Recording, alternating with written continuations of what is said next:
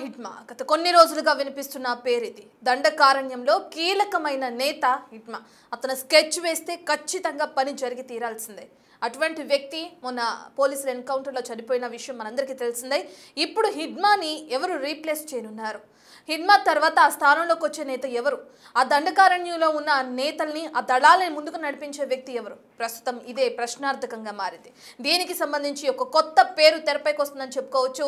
హిడ్మా ప్లేస్లో అటు బర్సేదేవా అనే పేరు తెరపైకి వస్తుంది. అతన్ని ఇప్పుడు ఈ ఏదైతే దళాలు ఉన్నాయో వాళ్ళకి నాయకత్వం వహిస్తున్నారు, ఆయనే ఈ దళాలని ముందుకు నడిపిస్తున్నారు అని చెప్పిన వార్తలు ఇప్పుడు సోషల్ మీడియాలో వైరల్గా మారుతున్నాయి.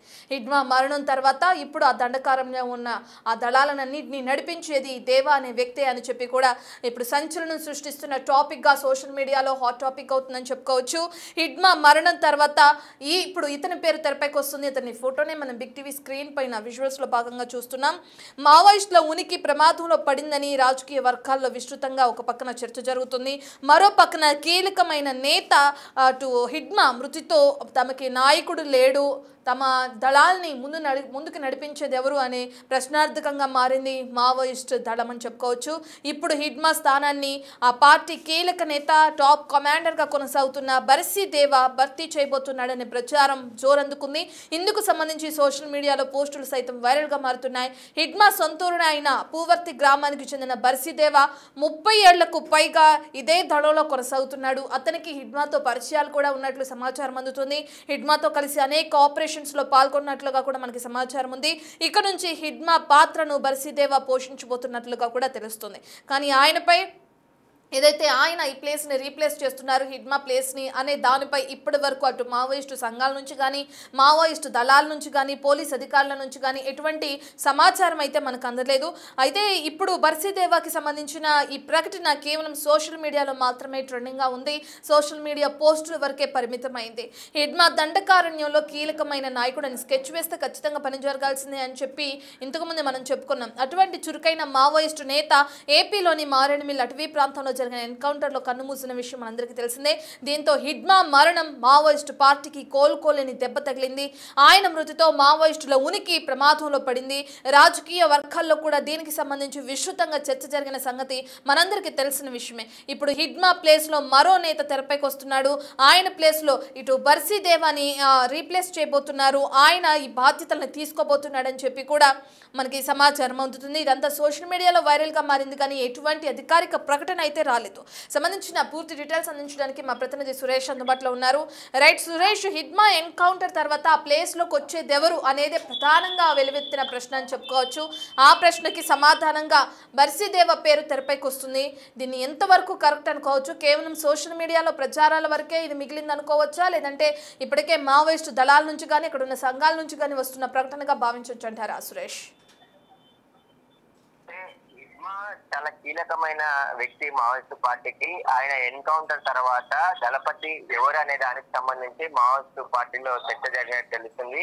ఆయన సహచరుడు అయినటువంటి గెరిల్లా కమాండర్ గా ఉన్నటువంటి బర్సీదేవాని ఆయన ప్లేస్ లో నియమించినట్టు తెలుస్తుంది. దీనికి సంబంధించి ఇంకా మావోయిస్టు పార్టీ అయితే అధికారికంగా ఎక్కడా చెప్పలేదు, కానీ ఆయననే అర్హుడు అని చెప్పేసి భావించి ఆయన నియమించినట్టుగా తెలుస్తుంది. దీనికి సంబంధించి హిడ్మా స్థానంలో కమాండర్ బర్సీదేవా అని చెప్పేసి కూడా వాళ్ళు ప్రకటిస్తున్నట్టు తెలుస్తుంది. అయితే దండకారణ్యంలో పార్టీ దూకుడుగా నడిపించిన మావోయిస్టు టాప్ కమాండర్ కు సంబంధించి హిడ్మా ఉండేది, కానీ హిడ్మా తర్వాత స్థానంలో దేవానే ఉన్నాడని చెప్పేసి అతన్ని నియమించారనే దానికి సంబంధించి కూడా వార్తలు వస్తున్నాయి. దీనికి సంబంధించి ఇంకా మావోయిస్టు పార్టీకి సంబంధించి మాత్రం ఎలాంటి అధికారికంగా మాత్రం ప్రకటించలేదు. కాకపోతే ఈయన ఏదైతే battalion people's liberation guerrilla army battalion number 1 కి కమాండర్ గా ఉన్నాడు. కేంద్ర కమిటీ సభ్యుడిగా దండకారణ్యం స్పెషల్ జోనల్ కమిటీ కార్యదర్శిగా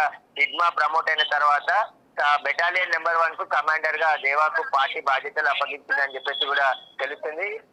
ఏదైతే యుద్ధ తంత్రంలో ఆరితేరిన ఆయనను బార్సే శుక్లా దేవా అన్నగా కూడా పిలుస్తారని చెప్పేసి కూడా మావోయిస్టులో పేరుంది.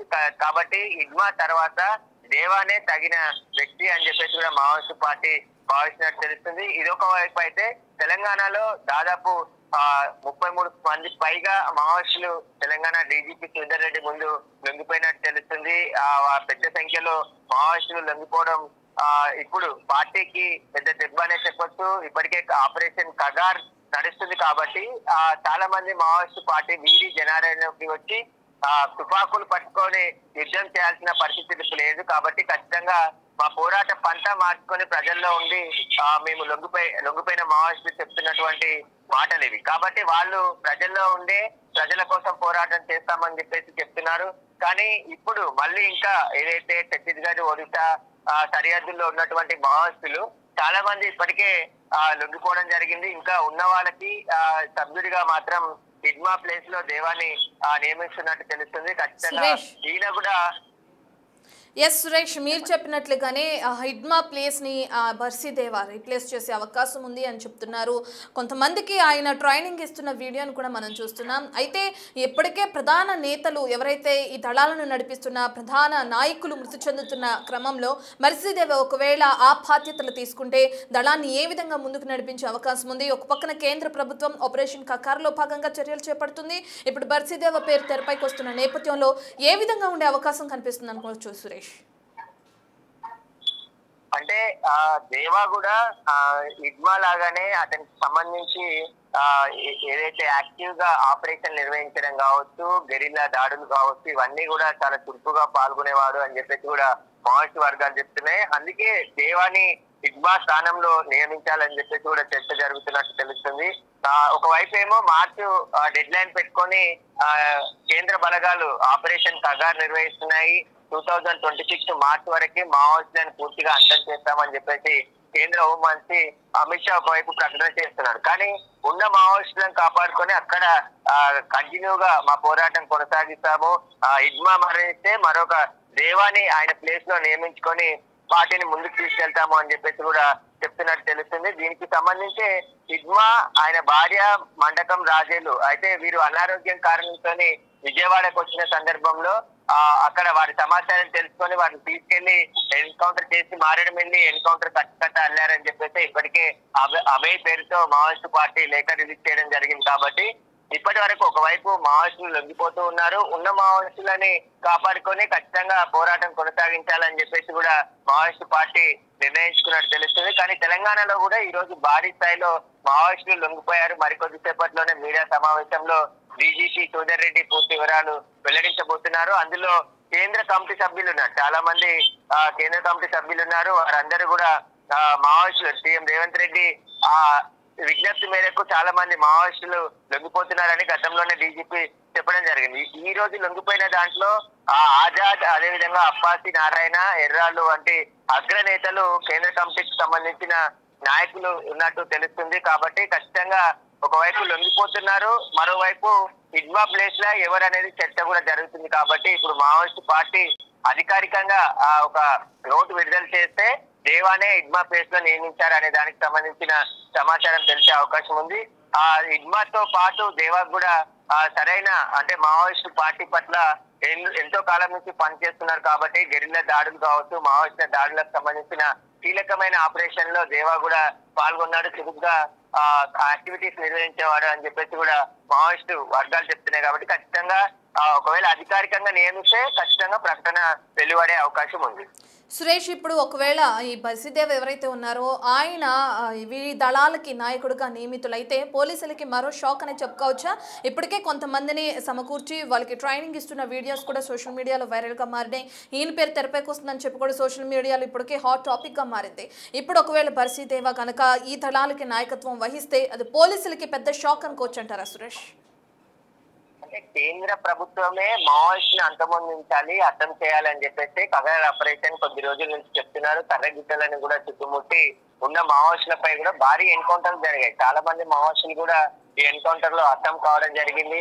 కొంతమంది లొంగిపోతున్నారు. ముఖ్యంగా ఆపరేషన్ కగార్ ద్వారానే చాలా మంది జనావాసాలకి వచ్చేస్తున్నారు. ఎందుకంటే ఇంకా అడవుల్లో ఉండి తుపాకులు పట్టుకొని పోరాటం చేయాల్సిన పరిస్థితులు ఇప్పుడు లేవు. కాబట్టి ఉన్న టెక్నాలజీ మారింది, సమస్యలు వేరేలాగా ఉన్నాయి. కాబట్టి ప్రజలతో కలిసి ప్రజల తరఫునే పోరాటం చేస్తామని చెప్పేసి కూడా లొంగిపోయిన నాయకులు చెప్తున్నారు. కాబట్టి కేంద్ర ప్రభుత్వం ఆల్రెడీ డెడ్ లైన్ పెట్టుకొని నక్సలైట్లు లేకుండా హతం చేయడానికే మొత్తం కేంద్ర బలగాలతోని ఏవైతే ఛత్తీస్గఢ్ ఒడిశా సరిహద్దుల్లో ఉన్నటువంటి అడవులనంతా కూడా జల్లెడ పడుతున్నాయి. కర్రగుట్టలను కూడా స్వాధీనం చేసుకుని అక్కడ కేంద్ర బలగాలకు సంబంధించిన క్యాంప్ ఏర్పాటు చేయడం జరిగింది. కాబట్టి మావోయిస్టులకే ఎదురు దెబ్బ. కానీ మావోయిస్టులకు సంబంధించి ఇంకా కార్యకలాపాలు కొనసాగుతాయా అనేది ప్రశ్నగానే మారింది. ఎందుకంటే కేంద్ర కమిటీ సభ్యులంతా లొంగిపోతున్నారు, కీలకమైన నాయకులంతా ఎన్కౌంటర్ లో చనిపోతున్నారు. కాబట్టి ఇంకా మావోయిజం అనేది ఉంటుందా ఉండదా అనేది కూడా ప్రశ్నగా మారింది. ఖచ్చితంగా ఇప్పుడు ఉన్న పరిస్థితుల్లో మాత్రం